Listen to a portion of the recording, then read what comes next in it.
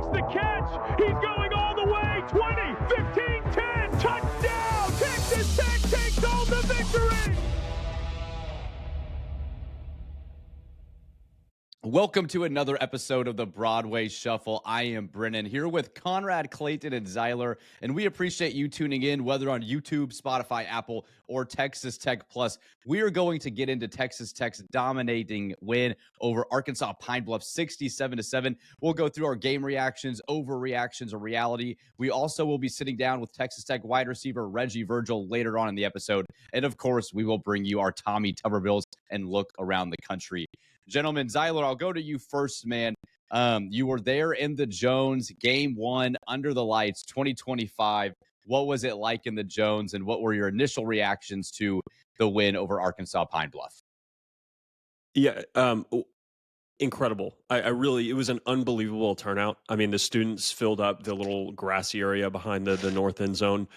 I brought my 2-year-old daughter, and it's the first time she's really been able to like enjoy a game, and so honestly, I was a little bit emotional. They did the flyover and then they played the song, and I could feel the tears welling up in my eyes. And maybe that makes me a total weirdo, but it was just a really cool moment to share with my daughter, but then also just to take in like the pomp and circumstance that makes college football so incredibly unique and so incredibly fun.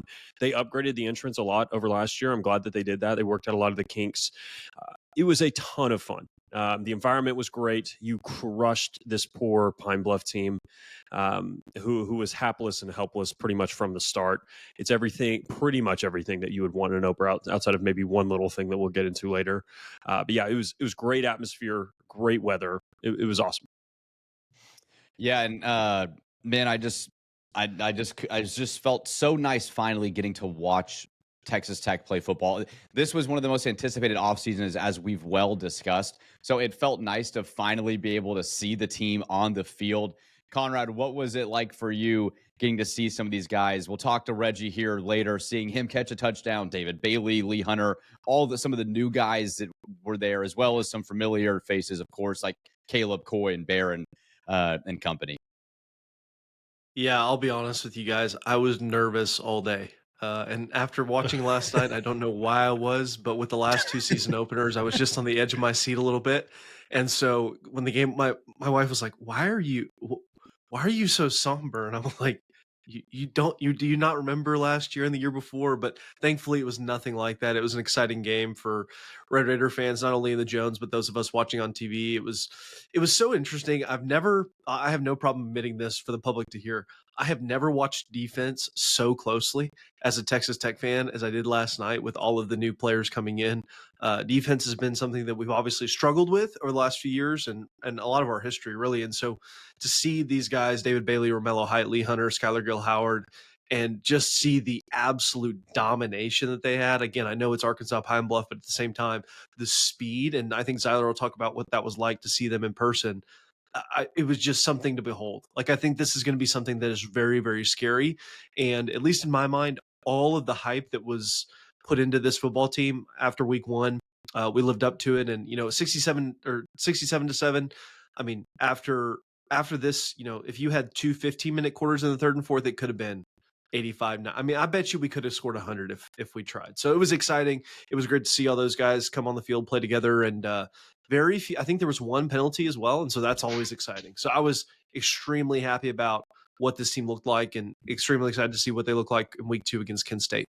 Clayton, me and you were watching the game together. It kind of got to the point where you started to feel bad for Arkansas-Pine Bluff a little bit. But how much stock do you take in a game like this? The skill position players, in my opinion, seeing Terrence Carter, seeing Reggie Virgil, guys look good. They look athletic. We clearly look bigger. I mean, we noticed Howard Sampson on the left tackle and being like, dude, that dude is I haven't seen a guy like that on your front five in a while on the offensive line. So it was good to see some of the size and the skill on the field. But what do we really take away? What should we take away from a game like this outside of maybe like, okay, we've got bigger dudes on the field this year? Yeah, I think that's it for me. Like, you can clearly see a difference in the defensive line and pass D lines that we've had, even though their offensive line was completely outmatched. But like Romello Height, his time to the QB is so fast. I don't think I've ever seen a faster defensive end for Tech. Like I cannot wait to see him and David Bailey versus an actual offensive line. But yeah, I mean, I don't think there's a whole lot to take away other than like this is what a good team should look like versus Pine Bluff. Obviously, like a lot of average teams could beat Pine Bluff pretty bad, but I've seen bad teams come in the Jones, maybe not quite that bad, and put up like 21 to 24 points. So, I mean, you basically did what you're supposed to do. And I thought just like seeing the athletes that you have on the D line, even though you're playing an opponent that's a couple levels lower than you, you can definitely tell the difference from what we had in years past. Yeah, Z, which player might have surprised you the most this week? And we'll get to the Baron Morton news and update here in a second. But what kind of like stood out to you, new guys? Why? Or maybe you can. Yeah. And I guess I'll throw the running backs there as well. Yeah, I think the biggest takeaway that I have is that David Bailey's game day fit is the stuff of absolute psycho material. He wears no gloves, he wears no armbands, no sleeves, nothing. It is cleats, socks, helmet, shoulder pads, and his game. Like it is nothing. He has got no frill, no fluff, and he is incredibly fast. That sack that he had on that first series, it is just like Clayton said, similar with Romello. If you are not prepared for that speed rush and you do not have the tackles with length or enough, like, kick to get out there, it's game over. It's like they're completely unimpeded. It's 1.5 seconds and they're there. That to me, just seeing that in person, it was really hard to appreciate on highlights, but it is incredibly fast, both of those two guys. And I thought Cheto Philly, staying on the edge side, I thought he flashed a little bit. He didn't do quite as much as Height and David Bailey did, but he showed some stuff. But yeah, really my biggest takeaway is that Bailey is a stone cold killer. I mean, that there's no frill, no fluff. That dude is all business right now. And I appreciate that a lot. Man, to hear Romello Height, David Bailey, the two guys on the edge looking like freak athletes and guys that can get the job done against high-level competition is certainly exciting for Texas Tech. Conrad, I want to go to you on Baron Morton. Obviously, there was a concern there with the hit and leaving the game. He was able to jog back onto the field. Everything seems to be okay there. Any level of concern with you moving forward into the next couple weeks? Yeah, not really for me. That with the MRI and the X-ray being negative and it just being sore, it doesn't bother me too much. I mean, that's just what's going to happen when you play football. It just stinks a little bit that it happened against Arkansas-Pine Bluff. Not really a game that you're concerned about winning, and that's the only real blemish in my opinion on this game. Is just how does that work itself out, right? How sore is he? Is it something where he's going to play next week? Hopefully he does, because I think the more reps you can get with this team, the better. So I'm bummed, but I'm not mad or angry about it. It's just kind of part of football, and we'll see where it goes from here. But knowing that it's negative and that he's just sore is a really good sign for Texas Tech football. Yeah, the other thing, Michael Dingle, if you watch that playback, I don't expect him to return this season. That looked pretty nasty. But Conrad, on your point on Baron, I felt bad for Cam because it was like if Cam didn't pick up that block, Baron probably doesn't get hurt. If Cam picks it up, he doesn't get hurt. He just got it a little bit late, and he knocked the guy kind of into Baron, and it was just kind of a fluke thing. When I watched it back, it really wasn't a dirty hit. He just kind of got hit off balance, and super fortunate that it doesn't look to be long term. And I hate that people are saying Baron's just injury prone. It's like, who wouldn't be injury prone if a guy slams into your knee when it's planted to throw? Like that to me is not the injury prone thing that Barron's had. I don't know. And he's started 18 games in a row if you don't count the bowl game. Dude's tough as nails. I thankful that it doesn't appear to be anything serious, but I push back a little bit on the Baron is injury prone stuff. Yeah. Well, Conrad, before we get to our overreaction or reality, a lot of people have been asking me about the Kool-Aid factory, man, and what that state is. I mean, how much Kool-Aid do you really put into a 67-7 win over Pine Bluff? But it seems to be working okay week one compared to last year. Yeah, I don't even remember what the flavor was last year, but the Pine Bluff punch that we had worked out very, very well, and we're thrilled on the Broadway Shuffle to have had a successful flavor. We'll have to announce the flavor for Kent State on Thursday, but Kool-Aid Factory is going well. even if people don't like it, our fellow Red Raiders, it's something that we're going to keep doing because it's worked so far for us this year, and so we'll just keep it going. But things are going well at the factory. We'll maybe have some more updates and some more color for you on Thursday's episode. Good to know, man. I'm glad it's doing well. I'm glad you're still managing it with all you've got going on in life over there. That's great to hear. Well, also, before we get to overreaction or reality, I did not mention this at the beginning of the show, but make sure to like the video, subscribe to our YouTube channel, and download Texas Tech Plus as well so you never miss any of our content, and follow us on all of our social medias as well. We post on Twitter, Instagram, and TikTok weekly, so go check us out over there as well too. Okay, yeah, and quick plug on that, Brennan. We'll have a shuffler Tommy Tuberville of the week at the end here. We got some great recommendations, and somebody's getting a shout out. It was tough to decide. There were plenty of really good ones, but be on the lookout for that post every week. We love hearing what you guys are thinking out there. Yes, man. Engage as much as possible. We're trying to get as much of you as we can in our comments, and we love hearing from you guys too. So, okay, overreaction or reality, Texas Tech edition. I'm going to go to Terrence Carter first. We've heard a lot about Terrence Carter all offseason. Brendan Jordan said the guy was going to be one of the most skilled possession players on the team. Joey had talked about him. So Terrence Carter is the best skill player on your offense. Overreaction or reality? I will say overreaction. Reality. I'll say overreaction. I'll say overreaction as well. Okay, and my overreaction is no slight against TC. It's simply that I think Caleb Douglas is pretty good too. I think Reggie Virgil, who you'll hear from in a second, is pretty good too. I think, we've just got a lot of guys that I think are still vying for that spot. Too early to say one game in. Okay, Caleb had a relatively quiet night. Oh yeah, but go ahead, Clayton. I was going to say, it's because Clayton's the only reality. Yeah. Until I give my vote, it could be 2-2. But Clayton, why are you saying reality?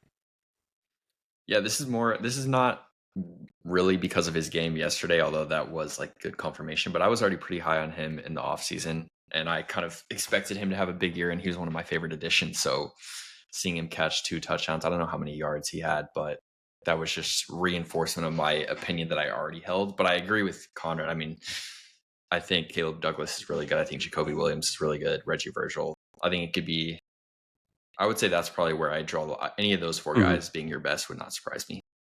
Okay, Z, you've got the floor now. Dude, okay, so his catch down on the left sideline, or I guess the west sideline, where I think he made 2 or 3 guys miss, and it only resulted in like an additional 3 or 4 yards. He's just incredibly athletic with the ball in his hands. Like, moves like a receiver, very tough to bring down. He's really big. He's not super tall, but he's still quick, and so he's just incredibly hard for defensive backs to bring down. And so I think his versatility is probably better than any of those pieces. I don't know that he's better than Caleb Douglas, but I think it's really close. I think it's really, really close. Those are the 2 that I have. Okay. Or Reggie's also really good. I was impressed with Reggie yesterday. Reggie's also great, and he's going to be joining us here in a few minutes as well, too, as we referenced, so stick around. But I'm going to tie it up here, too. I loved what I saw out of Terrence Carter. I mean, what we had heard all camp and offseason was on display. The ability to catch in traffic, even route running, I was impressed with, too. And for a big guy, and it was great to see just a new dimension to your offense. And John Carlos Miller is still very effective as well, too. I don't want to – so the tight end room, I think, is deeper than last year. I'm excited to see what Terrence can do the rest of the year. Okay, question number 2, overreaction or reality. Your running back room will be fine. Reality. Yeah. Wait, so is the overreaction... The overreaction, oh yeah, I should phrase that better. The overreaction would be like, it's not going to be okay. Or the reality would be, no, the reality would be it'll be fine. The overreaction would be like, you're in trouble. Like, you need to see more. Okay. No, yeah, I think reality. The running back room's going to be fine. Yeah, I agree. Yeah. I hope that Williams gets more touches in games going forward, but I agree with the approach of not overusing him in games that really don't matter at the beginning. I think the thing that changed it for me, like seeing Adam Hill against what was obviously a very hapless Pine Bluff team, he looks like he is capable of at least like trucking forward for 4 yards when you need it. Like, seemed fine, didn't look out of place, didn't look slow, looks like he's physical enough. Like he that was the thing that changed it for me. If I only thought you had 2 scholarship backs and it was going to be a disaster after that, I would have been pretty worried. But that I felt good after seeing Adam Hill get some run.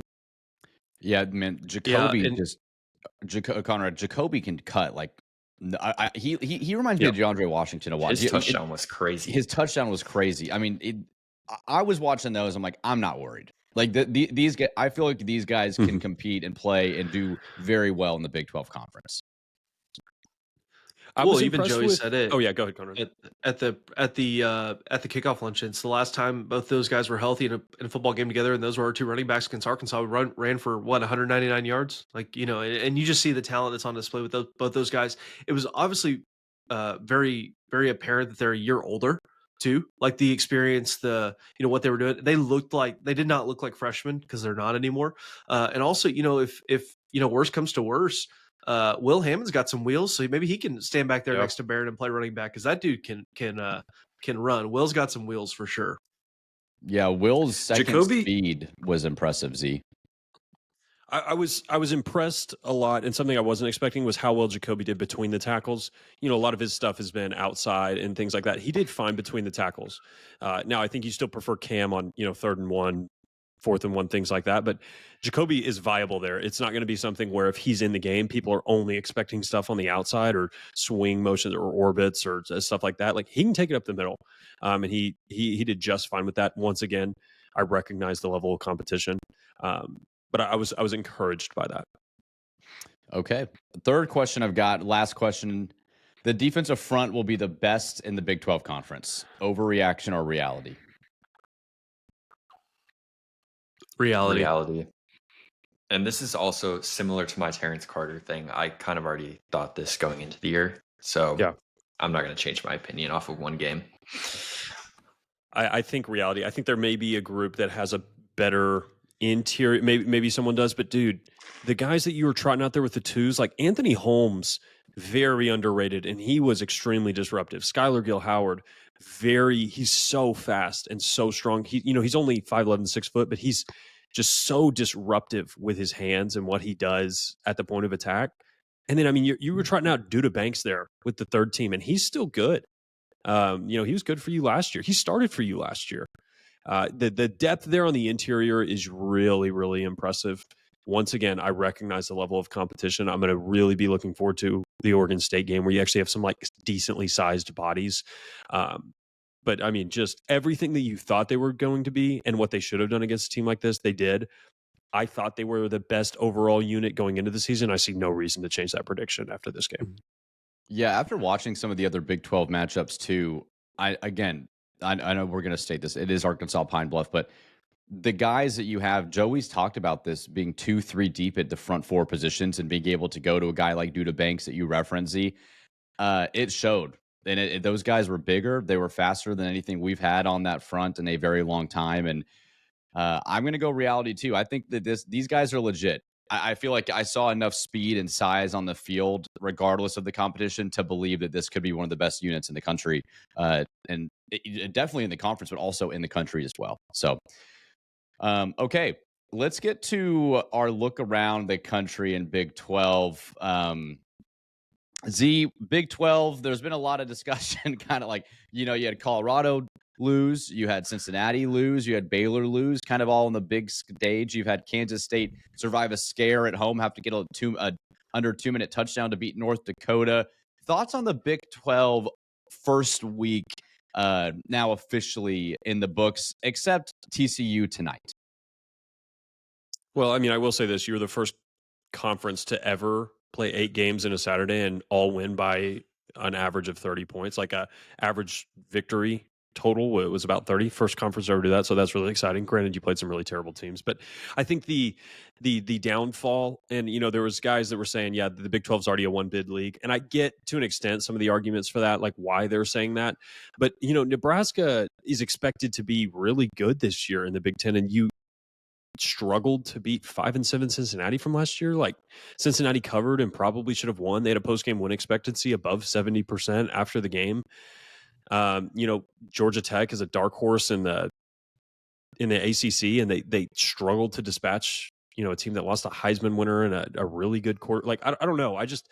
I didn't really see the reason for panic. The biggest one's probably the Baylor Auburn one. That one's probably the most disappointing if you're a Big 12 fan. But Iowa State was only favored by 13 against South Dakota and beat them like 55-3. Like there were some really good results for the Big 12 too. Maybe not that big one in the Baylor Auburn game that you were hoping for, but I mean Utah smashed UCLA. And if we want to play that game, that was a team that didn't even make a bowl game for us last year and against a premier Big 10 program. So not all this. I think the TCU North Carolina game will change a lot on the narrative perspective. Like if TCU gets killed there, that's probably going to hurt the conference a little bit. But I wasn't down on the Big 12 after this week. We had a better week than the SEC did. Zyler, did you just call UCLA a premier Big Ten program? Yeah, of course. Okay. They're in the Big Ten conference. They're all premier program. Like Northwestern lost to Tulane by almost 35 points this week. Why are people like ragging on the Big 12? Rutgers almost lost to I forgot who they played, but someone really bad. The Big Ten had Ohio State beat Texas, and that was really cool. But the Big Ten did not have a good start, and I don't know. I didn't really think it was that out of the ordinary. I didn't think it was that bad for the Big 12. I totally agree. The only one that went away that I wasn't necessarily expecting was Baylor. I thought they would at least, and they were competitive, but the score at the end of the game, I guess, didn't really show that. I've also seen kind of, as Zyler alluded to, people kind of like putting the nails in the coffin on the Big 12, but there's still like big non-conference games that the Big 12 has. Like SMU plays Baylor and TCU. Iowa State plays Iowa, I think, next week. TCU, if we've talked about. So there's still time. Oklahoma State plays Oregon. Yes. I'm pretty sure I saw that line is like 30 points. Which is Montana absurd. State was less of an underdog than Oklahoma State is. God, that is actually sad. Wow. That's tough. Yeah. Mike Gundy, RIP. Seriously. Boone It's his Pickens, last. RIP. I think it's his last year, to be honest. Didn't we talk about that on a previous episode? I think it's his last year, to be honest. I agree with you. But yeah, I think there's still time for the Big 12 to rebound. I think the Iowa State-Iowa game is actually really big for the Big 12. Let me ask you guys a question. Are y'all surprised that Baylor let the Big 12 down? Are y'all surprised? Dude, okay, I want to talk about that game a little bit. Yes, a little bit. Can Baylor not defend the QB run? Like Jackson Arnold looked terrible throwing the ball. Like so many of these new quarterbacks did. And it was just like, oh my gosh, you're not going to believe it. He's going to fake a jet sweep and he's going to run it. And guess what? He's going to do it 15 more times. They got fooled every time. And I get you have to guard, but it's like, it was his legs. That's all that got Baylor. It was like the offense was, I guess, fine. You scored 24 and you had an opportunity to score a lot more. You were in the red zone. It's not like that was a putrid offensive performance. It was just the defense was once again super disappointing, which is so odd for Aranda. I don't know. Weird performance for them. I will say this. I see after that, watching that game very closely, and honestly very happy with the result for documented reasons on the podcast. Stay tuned for our Tommy Tubervilles of the week later in the episode. I would not be shocked if Baylor fell off a cliff this year. I would not. It would not surprise me. It would not. After watching that game, I thought they were going to be good. I picked them to be in the playoff. After watching that game, they're not going to be able to stop Jack. And Jackson, I'm going to give him credit as a runner. He's a good runner. He's an athlete. He is a great runner. But if you can't, if you can't stop him like at all, I mean, he had what 100-something yards rushing. Like it was not just a 75 yard. Like it was a lot. If you can't stop him, now I get it. It's week 1, but if you can't stop the run, you're going to lose probably 3 or 4 games. I mean, that's just what's going to happen. Well, and especially in the Big 12, you have so many teams that use the quarterback run. Now, I don't know if any of them will be as good as Jackson Arnold, but like Sam Levitt can run as good as Arnold. Like Devin Dampier can definitely run as good as like Avery Johnson's a better runner than Arnold. They play Kevin Jennings and Sam Levitt in the next 3 weeks. Yeah, I mean, they could be staring down 1 and 3 like very easily. Conrad, Jalen Daniels. Don't give Conrad that hope, man. Yeah. That life would be very good at that point. I was a little disappointed in Sawyer. I think some of the things that I overlooked from him last year, just like the accuracy is not where I'd want it to be if I'm a Baylor. I think he's just clearly, I don't know. I don't know that he took a big step. And once again, it's a single game sample size. They could go 11-1 and make the playoffs. You know, something like that could happen. But I don't know. I was a little disappointed in him too. And he's a Lubbock kid. I don't root for him, but I don't know. I thought he would be a lot better in that game. I'll say this about Sawyer, and no disrespect to him again, but he did lose the job 2 years in a row in camp, and obviously got very fortunate, played very well last year, but maybe he just got really hot for a streak and isn't what we saw last year. I don't know. That's not an answer. That's a question. But at the same time, you kind of would be wrong not to ask it, especially after that performance against Auburn. Yeah, and he wasn't bad. Like, I mean, they still put up good numbers, but I don't want to say he was bad, but it was like I was thinking about him as maybe the best quarterback in the conference, and I clearly don't think that anymore. So, who would you say is the best quarterback in the conference? Will Hammond. You guys saw that run. No, I don't know. I think this is going to sound terrible, but we'll have to see what happens Monday. But like, Sam Leavitt didn't look very good against NAU. I don't know if y'all watched that game. Like, he had some stuff, but they still have wide receiver problems. They had one completion to somebody not named Jordan Tyson out of the wide receiver room, so that didn't get fixed. So I don't know. I think it's probably still Leavitt, but I think it's really, really open. Nope. It's Baron Morton, baby. Baron Morton. It's Baron Morton. We'll have to see what happens with Josh tonight. Did y'all see the graphic? Baron looks good. Did y'all see the graphic about the College Game Day put out about notable Big 12 returning quarterbacks, and Baron wasn't on it? Did y'all see that? That was so strange. Yeah, only 7 QBs too. It's like Fafita was in there. Yeah. Yeah. The tech just disrespect. It never ends, does it? We've got to earn the respect. I'll be honest on the very true. On the real quick on Arizona State, watching Boise State without Ginty and then seeing them struggle. Not that they were in a close game, but like they didn't do what I thought they would against Northern Arizona. Makes me a little wary of Arizona State this season. Yeah. I was going to bring is Arizona State going to be this year's TCU after the national championship, just 5-7? I don't think they're going 5-7. No, their defense is still really good, and people forget that they actually have a good defense. I don't know. The thing about positional value in college is that it's similar to the NFL, but it's really different in a lot of ways. And that really good running backs can be extremely valuable in college. They are not that way in the NFL. I think Clayton's point is spot on. Like it can like fundamentally shift the way that certain offensive coordinators run stuff, and sometimes that extra 2 to 3 yards that you got on those passing plays and rushing, like those just make really big differences. Now, hopefully we don't see that with Taj, and I don't think we will. I think we're fine running the offense through Barron. I don't know that Arizona State is super comfortable running it through Leavitt yet, and I think that may take them a little while to figure out. Yeah, one thought that I had about Texas Tech when it comes to the road games is Utah looks about what I thought they would be. I know no one else was. They look good. I've been getting a lot of disrespect on this show for suggesting Utah was going to be good this year. I think they looked back to normal Utah.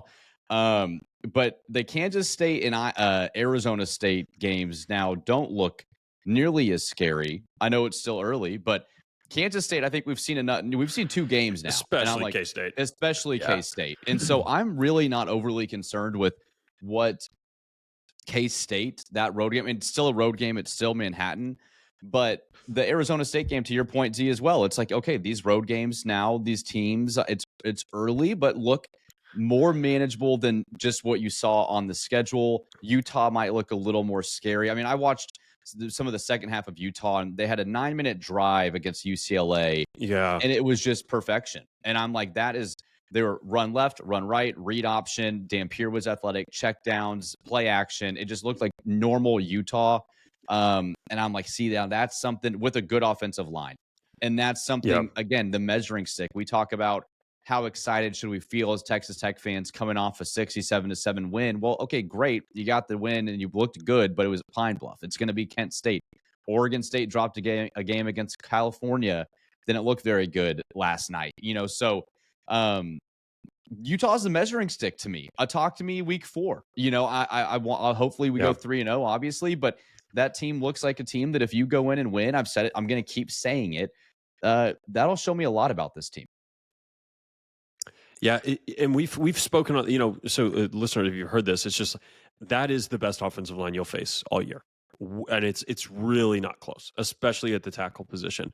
The trick to that game, and I know we're looking way ahead, you've got to find a way to get ahead and make them have to throw the ball. The receivers did not impress. And Dampier was extremely accurate. I think he's 21 to 25, but it's like 6-yard routes. Like he's just throwing ends for the most part. Like He does some stuff, but that is a rushing attack designed to crush your soul. Like, get 5 yards of carry every single time, take 9 minutes off the clock, and you look up and your defense is gassed, and they scored again. It's just, you've got to find a way to control that game flow. You can't get behind you can't get behind 2 scores. They're gonna really be able to hammer you if they're able to play the game that they want to play.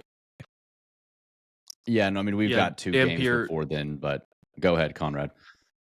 Yeah, I've made a big deal about the 57% completion percentage from Dampier, and the fact that he had 84% was really good. Now I get it; the average yards per attempt wasn't great, but you still complete 84% of your passes. That's a good metric. So kudos to him there. But we'll see if that continues against the Red Raider defense on September 20th. We'll see. You know what I find? You know what I find really funny about Week 1, and because we do this all the time.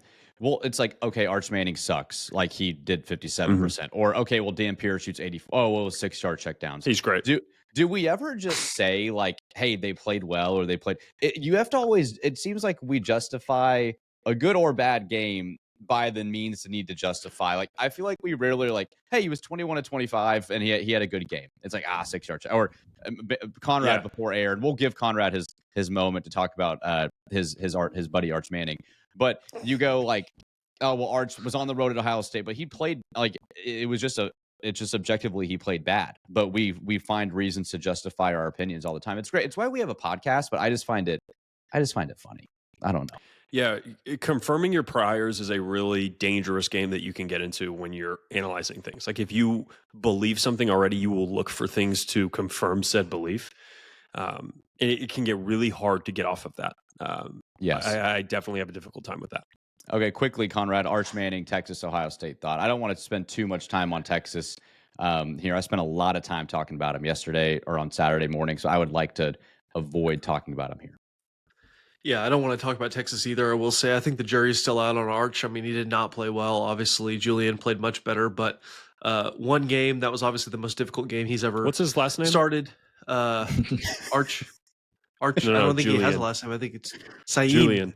Saeed. Man, Julian I can't wait to talk about Julian Saeed and preview him for all the Red Raider fans. We're playing them in the CFP National Championship game in January. No, back to Arch, the Arch. No, I think he did not play well, but I will say I think what Sark said about him, I wasn't impressed, but he did have some throws that were good, but his overall performance wasn't great. But I do think the book is still yet to be written on Arch Manning. I think quarterbacks are still allowed to have bad games every once in a while, even the greatest of all time. I mean, we love our boy Patrick, but he's had some bad games in the NFL. I mean, it just happens to everybody because we're all human, right? If I played in college football, I'd have some really good games and some really bad games, and so that's exactly what happened to Arch. And so we'll see how he bounces back. You think you would have really good games? Oh, dude, you put me out there against Arkansas-Pine Bluff, I'd throw a touchdown for sure. Like one. Right now. I actually think currently. You could do that. That was the worst team I've ever seen in the Jones by far. If I could see over the offensive line, I would throw a touchdown. Like, you're telling me like Reggie Virgil. Do you think you could drive down the field? Like we're on the 30 I have and 6 you got to go months 70 to like get in shape? No, right now we're 3 months. we're Right putting now. you in right now. No. I don't actually know that you could do Yeah. that. That would be tough. Yeah, But I think yeah. you could make Give one throw and a score a deep post. Give me a deep, like a double move to Reggie or Caleb. Yeah, I absolutely think I could. I think I could throw a touchdown from, it'd be a deep one. I mean, driving down, slicing and dicing like what we saw from Utah and Dampier. No, but I think I could get a touchdown, maybe 2 on them. Let us know what you think in the comments. I think all y'all could too. How far do you think you can throw a football right now? 45 probably. Dude. Would that be kind of like a one and done thing where it's like, okay, now the shoulder's out of socket, like, or is that like no? repeatable? I'm still in my 20s. I probably got 2 or 3 45-yarders left. Okay, all right. In sequence. In sequence. Be careful how you use them. I will, to give Conrad his flowers. Last year, he was at a Cowboys game on the field. I think he was with Clayton after the game, and he did throw an absolute rocket on the field at the goalpost and hit it right on the money. I think, what was that, from 25 yards? That was 30. Actually, that was 35. Hang the banner, because gentlemen. Hang the banner. Yeah. No, it was 35 Okay. because that's including the end zone. That's another 10 yards. So that was from the 25, so about 35 yards. So maybe I could get it 50. Maybe I could get it 50. I don't know. I shouldn't have said anything. Now he's Barrett, Yeah. Will, Mitch. Watch out, It's okay. man. Conrad's gonna try to get his masters and come for your Joey, job. if you need me in dire situations, I will do it for Texas Tech. I just asked that my medical bills would be covered because I would end up at University Medical Yeah, Center we or need- Covenant. So one of the two. Need the medical bills. All right. Well, Reggie Virgil's coming up here in a few minutes, but we like to keep each other accountable here on the show. It's something we do really well. Where we were right, where we were wrong. Game predictions, gentlemen, for Texas Tech. Want to read these scores to you. Pretty spot on. Clayton, you were the closest. Well, actually, I don't know. What's the math here? Conrad said 70-7.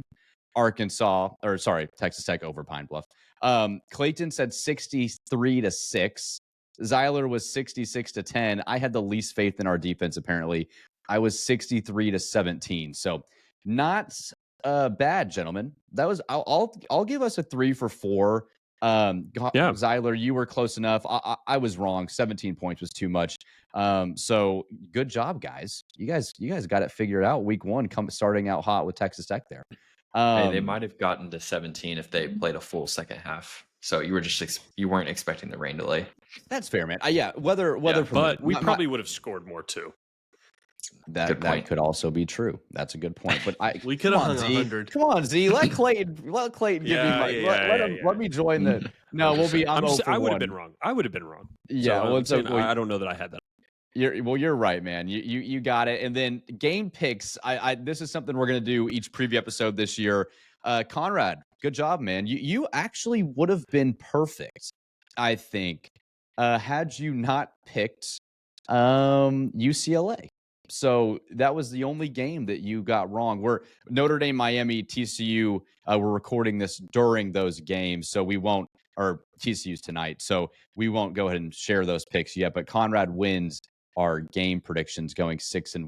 Zyler, you had a good week though. I mean, you picked Baylor, and then it looks like you picked Clemson, and then you picked Clemson. UT, and you had UT. And, Clayton, so did you. So Conrad and I got some points for the Ohio State win.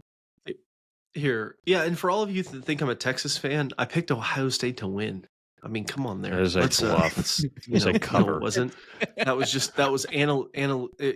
my analytical mind coming out. I'm not. You just not as smart as believed in Zyler, Matt Patricia. Yeah, no, I believed in Julian. Dude, he did. Sayin. I will say this, Sayin. Julian, when you come on the show, Sayin is how I'm going to refer to you. I will say this.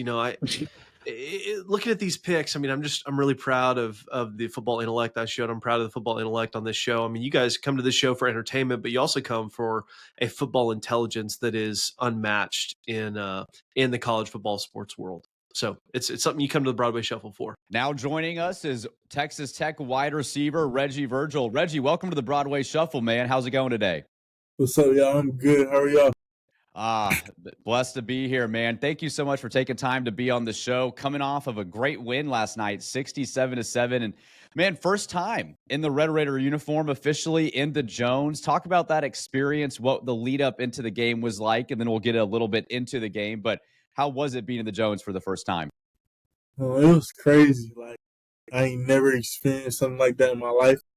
I was like telling all my teammates, all my coaches, I was like, bro, this is crazy. I think I said that probably a million times. Just just warming up.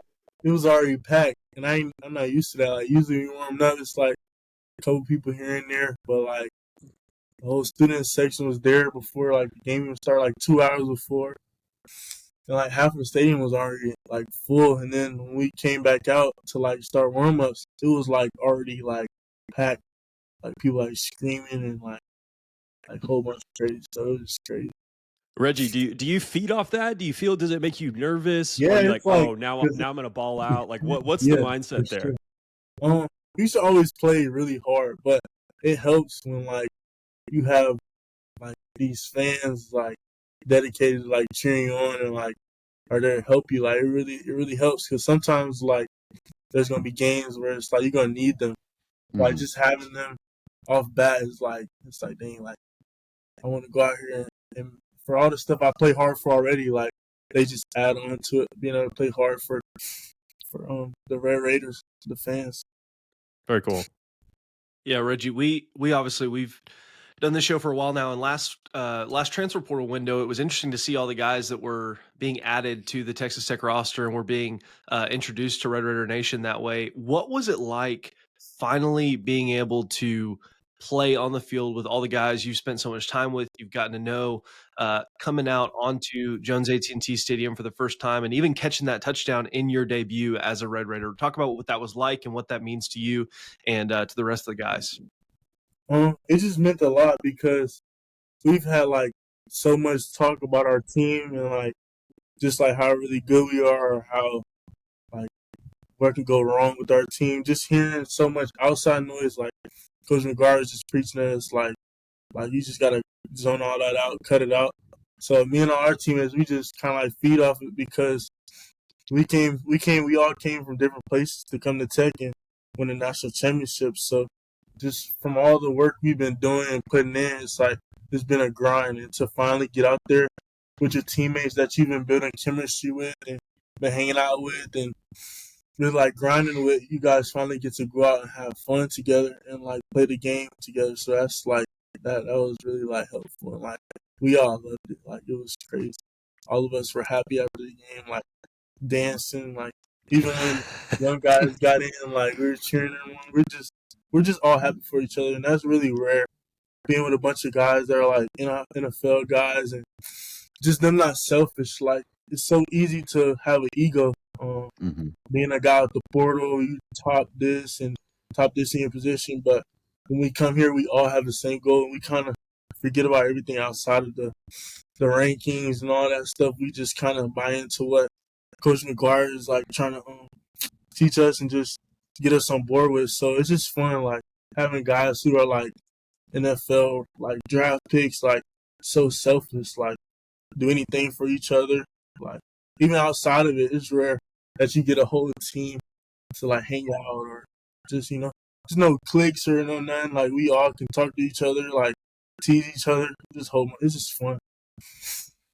Nice. Yeah, Conrad mentioned that you already got your first touchdown catch of the season. What was that play like? Walk us through the play, and then just like having that be able to celebrate in front of a packed stadium, like you said. Just talk to us about that.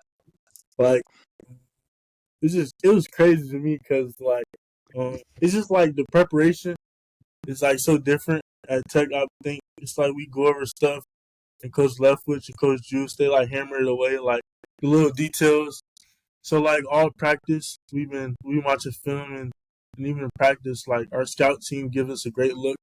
Our teammates, they watch film too on the other team to help us play better. So when we're in practice, I got the same like type of movement from the corner. Like they like to bail, kind of scared of our speed. So we just knew like we couldn't, like fades were there, but not really much because they didn't want to get beat deep. So just make it easy, just get up on him and then just break across his face on the slant. And then Barron's like really like slick with it. Like the play wasn't a slant at first, but B Money he be back there dialing up. So he just checked it real fast, and I was paying attention. Like coaches tell us, like make sure we always have our eyes on the quarterback. So he checked slant, and then ran the slant.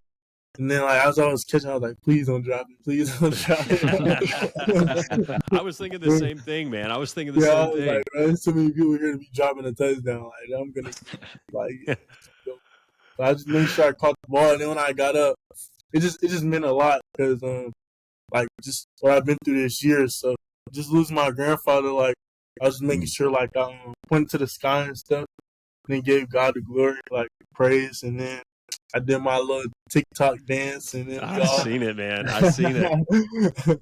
And then we all just celebrated. It was crazy because like there's so many people, like it's just like screaming, and like you just can feel it, like the stadium just like erupting. It's like you can feel all that energy, like it's contagious. Man, you know, awesome. It was clearly you guys were the better team last night. You go into halftime 47-0, and then you go into a hour and a half weather delay. What do you guys do during the weather delay? Because you probably know I'm not getting back out there. So are you messing around with everybody? Are you still locked in? What did that look like during the weather delay? Yeah, it was interesting. Like, you don't want to get the big head, of course. Like, you still Sure. want to make sure you Respect you the opponent. Yeah, respect your opponent. So we're just in there like we were watching Kansas State play, and it was kind of like watching their game. We were confused on how that score was that score, but it was just like I was watching the game. We're like eating snacks, Pop-Tarts, Pop-Tarts. Yeah. Some cinnamon Pop-Tarts, them good. Come on, man. Yeah, and then we eat like applesauce. We just in there like chilling, like just getting ready to go back out there. And then like regardless of have our fun, and then like once it's time to lock back in, like he made sure he let us know like, okay, like we about to go back out there. Like don't just because we're up, that doesn't mean anything. We're still finna get the young guys reps because they need it. So once he got us all back together, we just went out there and we cheered on our teammates and we helped them if they needed help. And then we just Reggie, so me and a couple guys stayed, and we were out there, and we got to sit really close to the sideline in the second half. And I noticed you had plenty of words of encouragement for the opposing team's defensive backs on some of those plays. Walk me through. Were you telling them great rep, or what was going on there? Like, it's just funny. Like, it was just funny. Like, can't say what I was can't say what I was telling them, but it's just funny, like seeing like bro, you're losing. Like the last thing you should be doing is talking. So it's like I just be confused, like why even say anything. But just tell them like you're just asking a question. You're just you're curious. Yeah. That's all you're at. Yeah. Just be humble, bro. Like y'all are just bad. So just stop. Right? Sorry, I knew you were being kind and polite. I just wanted to make sure that everybody else knew that. So thanks for clearing that up for everybody. Very, very nice. Yeah. Reggie, we've talked to a couple guys on the team, and people just love your energy and love what you bring to the team. But we hear the word, man, Reggie, he's like one of the craziest guys on the team. Do you care to dispute that claim, or do you want to own it, or what is that? Why do you think that is? Say that. Maybe I might be, but like I don't know if I should show that on the internet. That's fair. We're just curious. Yeah. Okay. Reggie, obviously, first game of the season. The anticipation that we've had for this season as Texas Tech fans and all people that graduated from the university and love what Texas Tech stands for, the excitement has been really at an all-time high. What has that been like, not only dealing with those expectations, but then just hearing from Coach McGuire even before the game? I'm sure that was a pretty cool moment for all of you guys. Talk about those expectations and then what it was like in the locker room right before the game started.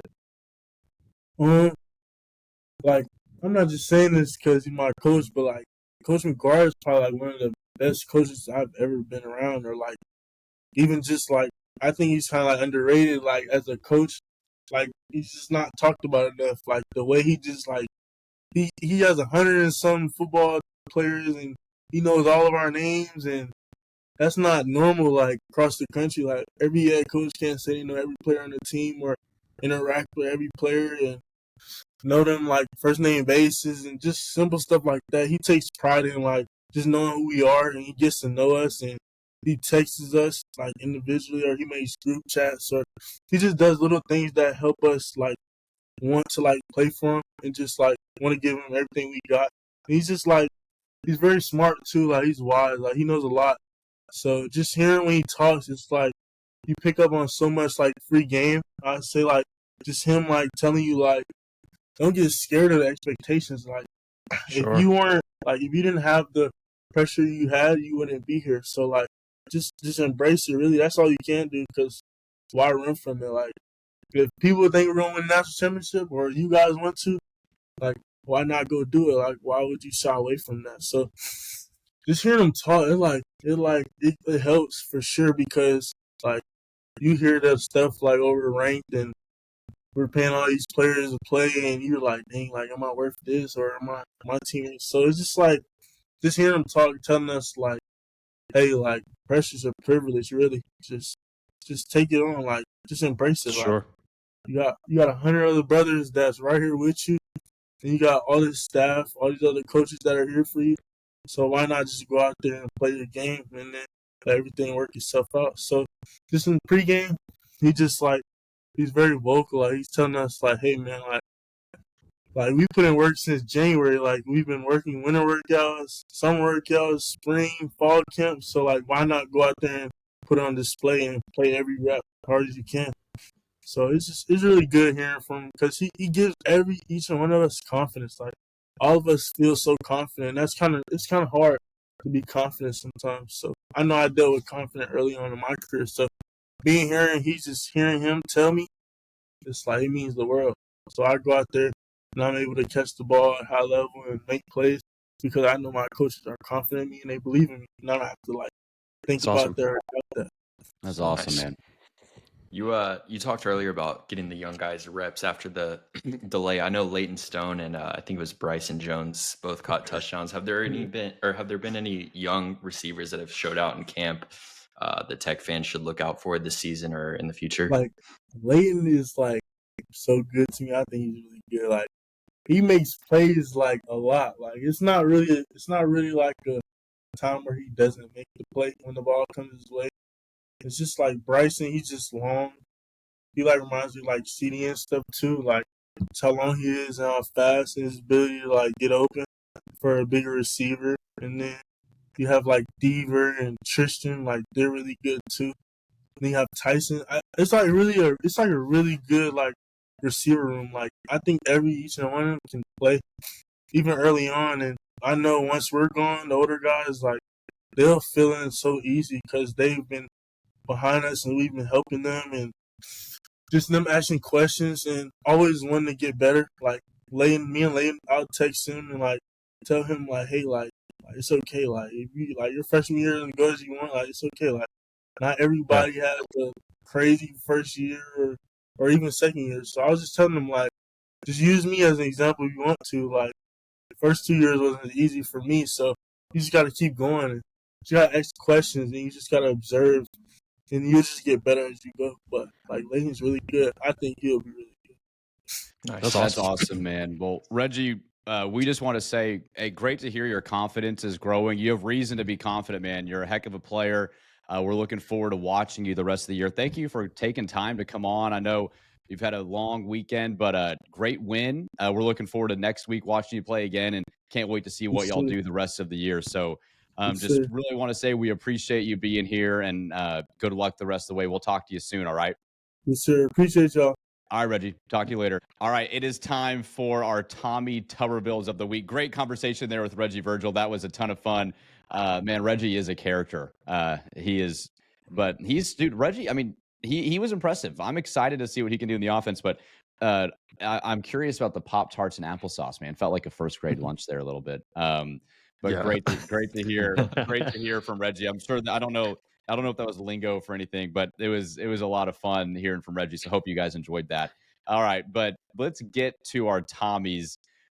Z, why don't you start with our Shuffler Tommy of the week? Let's go to them first. We've asked you on Twitter in the YouTube comments. We want to shout out someone. Who was the Shuffler Tommy of the week? Yeah, this one goes out to Sally Stewart. She had Jerry Jones as her Tommy Tuberville of the week, and I couldn't agree with that more. There was, and to be fair, there were plenty of people that had the Dave Aranda defense or Baylor as their Tommy Tuberville of the week, and you would have been all winners. But we have somebody else on the show that took the Baylor Bears, and you'll be shocked to find out who it was.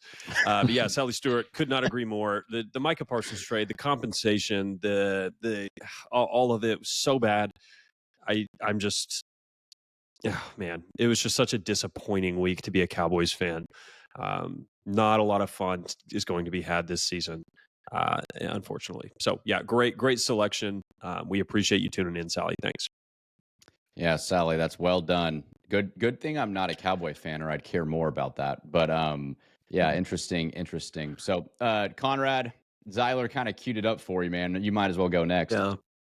Yeah. What we have right now, our friends, is a 500-yard wide golf fairway, and I've got a brand new driver. Zyler teed it up for me super high. I'm about to send this thing about 350 yards right down the middle. The Baylor Bears are my Tommy Tuberville of the week. That is no surprise to all of you. I think I've picked them probably 3 or 4 times. And I should maybe include myself in the conversation a little bit. I thought Baylor was going to make the CFP. And I know it's week 1. I know it's Auburn in an SEC school with a big defensive line, big offensive line, and a really good running quarterback. But at the same time, you just can't come out. Your biggest home opener in years. And I looked at tickets Friday afternoon, and I was thinking, should I go to that? Would that be fun? And they were only $65 a pop. That's really not that much for an SEC team coming to town in your biggest home opener in years. And so Baylor Bears, I mean, I don't know what's going on there. I don't know if maybe this is going to be a 1-3 team after they play SMU and the other schools they play here in the next few weeks, but we'll see. Baylor Bears, your performance against the Auburn Tigers, you are my Tommy Tuberville of the week, and I don't think this will be your last appearance on the Tommy Tubervilles of the week this season. No surprise there. No surprise. Clayton? Yeah, mine is a first-time winner, which is actually surprising to me. I'm surprised that this guy hasn't said something in the past year that's gotten him a Tommy, but mine is Paul Feinbaum, biggest SEC propaganda mouthpiece out there. Some of the takes that he's had recently are Alabama at 8 is far too low. They're going to blow out Florida State. Texas is going to beat Ohio State comfortably. And Arch Manning, this is the worst one. Arch Manning is the best college player since Tim Tebow after like 3 starts, I think. Mississippi State, ULM. Yeah. I don't even think Tim Tebow is the best college player since Tim Tebow, but as you guys know, we've already discussed in the podcast, Arch looked pretty bad, little noodle arm out there, and Alabama looked absolutely physically outmatched by Florida State. So Paul Feinbaum, you are my Tommy of the week. That was a Clayton great one. sniped that one before I could grab it. So well done, sir. I'm sorry, Brennan. man. I think that cues right up into your Tommy, though. Yeah, man. The Alabama dynasty is my Tommy Tuberville of the week. Kalen DeBoer, 9-5 in 14 games now as the Alabama head coach. He's wearing hats on the sideline. The office is different. He's changed Nick Saban's office. Can't beat a Power 4 team. It looks like I think they're 4-5 against their last 9 Power 4 teams. It's just a tough day to be humbled as an Alabama Crimson Tide fan, to be finally brought down from the heavens and joining reality with the rest of us peasants, I guess, when it comes to college football mediocrity. For now, maybe Texas Tech will take the reign, but the Alabama dynasty is my Tommy Tuberville of the week. That's very tough. One. He's already lost as many games as a 14-point favorite as Saban did in his entire tenure, which is insane. Doesn't Saban only have like 2 or 3 losses as a 14-point? It's like something. I think he has. I think they both have 4. But yeah, but Saban's like DeBoer is like 4-4. Yeah, exactly. Oh my word. Well, Saban also never lost an opener, which DeBoer has. So you never want to be the guy that follows the GOAT, right? Like nobody. Yeah. That's tough. He should have stayed. Like, that's tough. Or he should have taken some other job. I mean, that's just a tough. I don't know. Can I say something about Alabama fans for the world to hear? Do I have y'all's permission? It's your podcast. Please you say whatever you go want. ahead. Yeah, please. Guys, y'all won 6 national championships. I'm 28 years old. You won 6 national championships in the last 28 years. I mean, you've won 6 national championships in the last, 12 years, 14 years? I mean, being upset about not being good at football after you have had that kind of success is it's just really hard for me to be upset feel bad for you. I don't see it. You know, the rest of us have been suffering, like we've already mentioned. You guys experienced a level of success that's never been experienced. It's really hard for me to have any type of sympathy after that. I don't know, maybe y'all disagree with me, but that's where I'm coming from at it from a Texas Tech perspective. I agree that we should not have sympathy for their fans, but if I was a Bama fan, I would be starting a GoFundMe for his buyout right now too. Dude, his buyout is like $76 million. Yeah. Yeah. It's insane. It's like Jimbo Fisher. Jimbo level. Yeah. To contribute to that buyout, do you have to have actually attended that school, or can you just be a fan by affiliation? I wonder if you're going to see buyouts, like just with revenue sharing, like schools are adding $20+ million every year. Like buyouts might get way harder to pay out. Like some of these guys might be untouchable. Like, yeah, if they lose, here's a fun question: if they lose to Louisiana Monroe and Tuscaloosa on Saturday, do you think he's fired? Like if they do, like if they go 0-2, I think he might get assassinated if that happens. Yeah, dude, there's no way. Right. I mean, I'm just saying. You're saying there's no way they would fire him if he goes 0-2. $76 million is an insane amount of money. Like just ask Jimbo Fisher. In Alabama, I'm sure they clearly have wealthy donors, but like, I don't know that anybody's lining up to like pay $76 million to make a guy go away and then have to they want to get. They're not going to hire Joe Schmo. Like they're going to go get some stud. Like you're talking probably $100+ million to go change the coaching staff. Yeah, well, that is insane. Yeah, well, to our friend, I mean, Carson it's only Mazzell, his second year. I just wanted to shout out a good friend, Carson Mazzell, Texas Tech alum, Alabama fan. We might even need to throw him on the podcast so we can explain that. But we hope you're doing okay, buddy. We're thinking about you. All right, Z, close us out with yours. Yeah, Kansas State. This is really more directed at Kansas State fans and not their team. I have no idea where the preseason hype for this team as the Big 12 favorite was coming from. Any sort of objective analysis of this particular roster saying that it was going to be head and shoulders favored above the other Big 12 teams was ludicrous and just not rooted in reality. I am so glad to be correct on my assessment there. Having to squeak out a win against North Dakota, and not North Dakota State or South Dakota State, the perennial contenders, just North Dakota, they had to have a game-winning drive with 45 seconds left. I'm just so happy to be right about that. This is really a pat on the back for me. It's not really a Tommy Tuberville, but Kansas State fans and their ability to analyze their own roster, that is my Tommy Tuberville of the week. Just a poor job all the way around. They should be 0-2. I mean, they should be 0-2. They should be 0-2. How totally agree you feel though. about our game there in November? They were talking about like this is the most talented roster they've ever had, and I think they have 2 blue chip prospects on the whole team. And now that may be true. Maybe that's the most talented roster you've ever had. But like Jerran Bradley and a Purdue receiver, we're going to make up the core of your skill talent. Like you lost. It was never. And you're a team that went 8-4, and the roster got worse. How is this supposed to be a Big 12 favorite?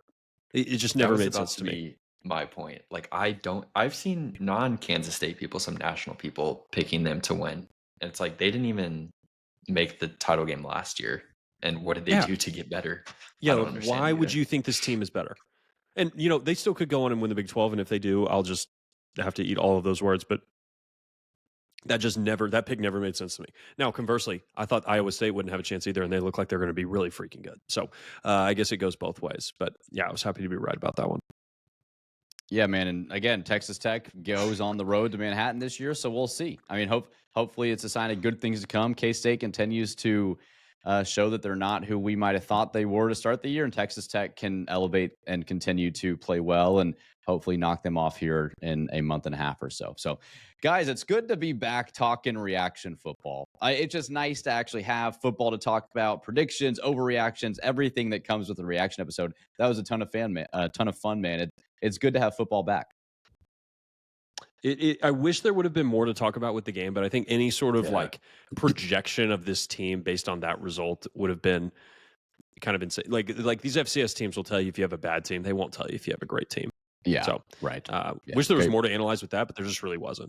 Good point. Well, we had a lot of fun talking to Reggie. It was still going over the game, and we'll have plenty more games to react and really focus on, especially as we get into Big 12 play, Z. So there'll be plenty of Tech football to discuss with you up until December, maybe January. We'll see. So for Zyler, Clayton, and Conrad, I am Brennan. Thank you guys for tuning in to the Broadway Shuffle. Make sure to like this video, subscribe on YouTube, and download Texas Tech Plus so you never miss an episode. And we will see you guys to preview Kent State on Thursday. Wreck 'em. He makes the catch. He's going all the way. 20, 15,